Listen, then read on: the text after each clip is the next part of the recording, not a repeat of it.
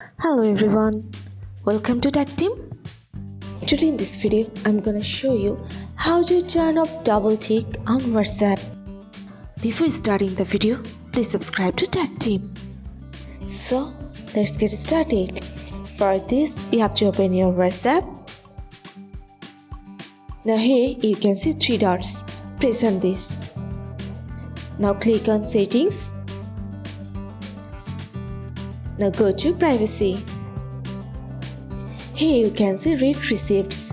If you want to disable double tick on your WhatsApp, you just have to turn off the button. That's it.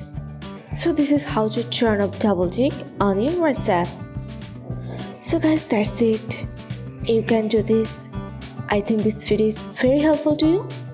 If it was, then give a thumbs up and hit the subscribe button. And thanks for watching.